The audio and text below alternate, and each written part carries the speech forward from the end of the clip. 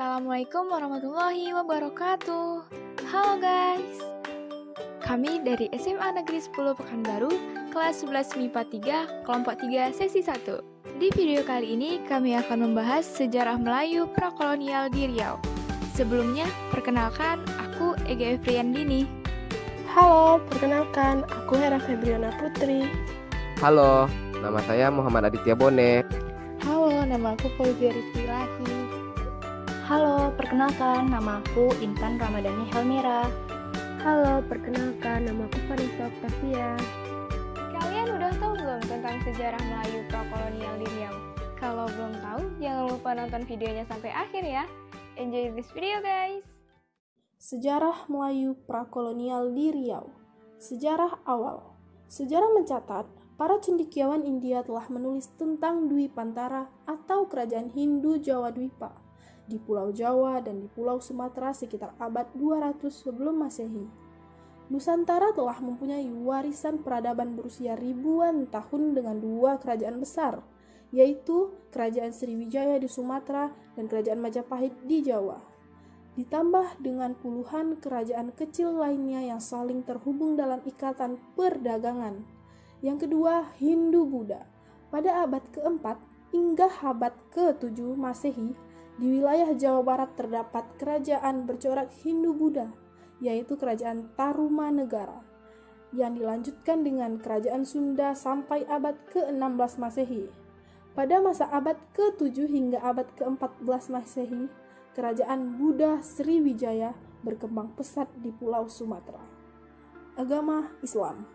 Islam sebagai sebuah pemerintahan hadir di Indonesia sekitar abad ke-12 Masehi. Namun, sebenarnya Islam sudah masuk ke Indonesia pada abad 7 Masehi. Saat itu sudah ada jalur pelayaran yang ramai dan bersifat internasional melalui Selat Malaka yang menghubungkan dinasti Tang di Cina, Sriwijaya di Asia Tenggara, dan Bani Umayyah di Asia Barat sejak abad 7 Masehi. B. Kerajaan-kerajaan Melayu kuno prakolonial. Yang pertama, Kerajaan Kritang. Kerajaan Kritang adalah cikal bakal dari Kesultanan Indragiri yang berdiri sekitar tahun 1298 dengan sultannya Raja Kecik Mambang atau biasa disebut Raja Merlang. Kerajaan Kritang menjadi bagian dari Malaka yang berpusat di Pekan Tua di Hilir Rengat. Wilayahnya meliputi di hilir dari Pesikayan Cerenti sampai ke Kuala Indragiri dan Batang Gangsal, Kecamatan Reteh di Indragiri Hilir sekarang. Yang kedua, Kerajaan Indragiri. Kerajaan Indragiri adalah kerajaan Melayu yang mempunyai wilayah pemerintahan di antara Jami dan Kampar, meliputi daerah sepanjang aliran Sungai Indragiri, Sungai Gangsal, dan Kritang. Kerajaan Indragiri didirikan pada tahun 1508 oleh narasinya anak Raja Merlang dari Kerajaan Kritang dan Putri Sultan Masyur Syah. Yang ketiga, Kerajaan Kandis. Kerajaan Kandis adalah kerajaan tertua yang berdiri di Sumatera, yang terletak di Koto Alang, masuk wilayah Lubuk Jambi, Kabupaten Kuantan Singingi, Riau. Diperkirakan berdiri pada tahun 1 sebelum Masehi. Nenek moyang Lubuk Jambi diyakini berasal dari keturunan Waliullah Raja Iskandar Zulkarnain. Alexander the Great adalah julukan dari Zulkarnain yang berarti sang penakluk dari timur. 4. Kerajaan Koto Alang. Setelah berdiri di Kerajaan Kandis, kemudian berdiri pula Kerajaan Koto Alang di Botung, atau disebut juga Desa Sangau yang berdiri sekarang, dengan Raja Aur Kuning sebagai rajanya. Kerajaan Koto Alang memerangi Kerajaan Kancil Putih.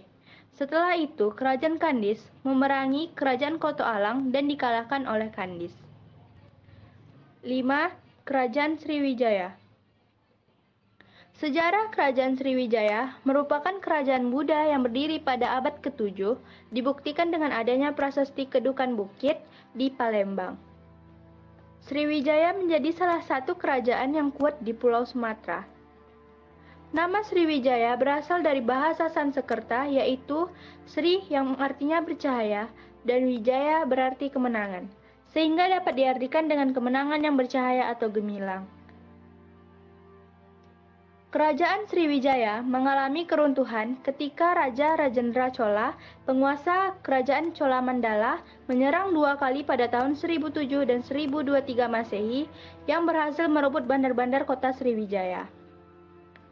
Peperangan ini disebabkan karena Kerajaan Sriwijaya dan Kerajaan Chola Mandala bersaing pada bidang perdagangan dan pelayaran. Dengan demikian, tujuan dari serangan Kerajaan Chola Mandala tidak untuk menjajah melainkan untuk meruntuhkan armada Sriwijaya. Yang keenam, Kerajaan Pakaitan. Rajanya bergelar Yang Tuan Besar Sungai Daun yang memiliki nama asli Raja Kunto. Negeri Pakaitan terletak di seberang Bagan Siapi-api, di sebelah barat Sungai Besar, kurang lebih 5 km dari muara Sungai Rokan. Ibu kota kerajaan bernama Pakaitan dengan kondisi kota yang luas dan ramai, permukiman yang padat dan berderet dari Pakaitan sampai di Siarang-arang. Panjang kota Pakaitan kurang lebih 25 km dengan kondisi penduduk yang makmur dan bermacam mata pencaharian seperti pertanian dan perdagangan. Yang ketujuh, Kerajaan Gasib. Kerajaan Gasib merupakan kerajaan Siak I yang berkedudukan di Sungai Gasib di hulu Sungai Siak. Kerajaan ini adalah pecahan Kerajaan Sriwijaya yang berpusat di Muara Takus. Raja yang terakhir dari Kerajaan Gasib ini yang telah beragama Islam adalah Sultan Hasan yang dinobatkan menjadi raja oleh Sultan Johor. Kekuasaan Kerajaan Siak I berakhir pada tahun 1622 Masehi. C. Sejarah melalui Islam era kolonial di Riau. Dahulunya, daerah Riau menganut animisme yang mempercayai roh, nenek moyang dan leluhur mereka. Pengaruh Islam sampai ke daerah-daerah merupakan akibat perkembangan kerajaan Islam Samudra Pasai dan Malaka. Kerajaan Islam yang ada di Riau dan Kepulauan Riau menurut berita Tom's Price 1512 hingga 1515 antara lain Siak, Kampar, dan Indragiri. Kerajaan Kampar, Indragiri, dan Siak pada abad ke-13 dan ke-14 dalam kekuasaan Kerajaan Melayu dan Singasari Majapahit. Maka kerajaan-kerajaan tersebut tumbuh menjadi kerajaan bercorak Islam sejak abad ke-15. 1. Sejarah kerajaan Islam Riau dan pengaruh bagi penyebaran Islam. A. Kesultanan Indragiri. Kerajaan Indragiri terletak di Kabupaten Indragiri Hilir dan Kabupaten Indragiri Hulu, Provinsi Riau. Kerajaan Indragiri berdiri sejak tahun 1298. Kerajaan ini didirikan oleh Raja Kecik Mambang atau Raja Merlang. Kerajaan ini tumbuh menjadi kerajaan bercorak Islam pada abad ke-15. B. Kerajaan Kampar. Kesultanan Pelalawan atau Kerajaan Pelalawan 1725 Masehi hingga 1946 Masehi yang sekarang terletak di Kabupaten Pelalawan, Riau. Periode pemerintahan di Pelalawan dibagi menjadi dua, yaitu periode pra-Islam dan periode pasca-Islam. Pada era pra-kerajaan ini masih bernama Pekan Tua. Sementara pada era Islam ada 3 kali pergantian nama, dari Pekan Tua Kampar, kemudian Tanjung Negeri, dan terakhir Pelalawan. Kerajaan ini eksis dari tahun 1380 hingga tahun 1946. C. Kerajaan Gunung Sahilan. Kerajaan Gunung Sahilan diperkirakan berdiri sekitar abad ke-16 sampai abad ke-17 dan berakhir pada tahun 1946. Kerajaan Gunung Sahilan diperintah oleh 9 orang raja atau sultan dan 1 orang putra mahkota yang akan dinobatkan menjadi sultan apabila raja yang terakhir wafat. D. Kerajaan Rokan. Kerajaan Rokan berdiri pada abad ke-14 Masehi.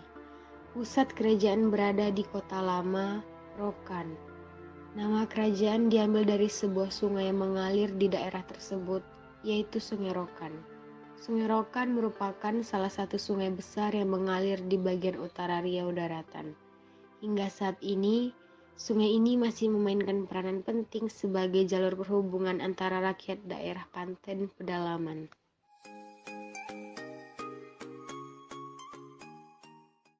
Sekian video dari kami. Bila ada kekurangan dan kesalahan kata, mohon dimaafkan. Semoga video ini bermanfaat bagi aku, kamu, dan kita. Thank you for watching our video. See you. Wassalamualaikum warahmatullahi wabarakatuh.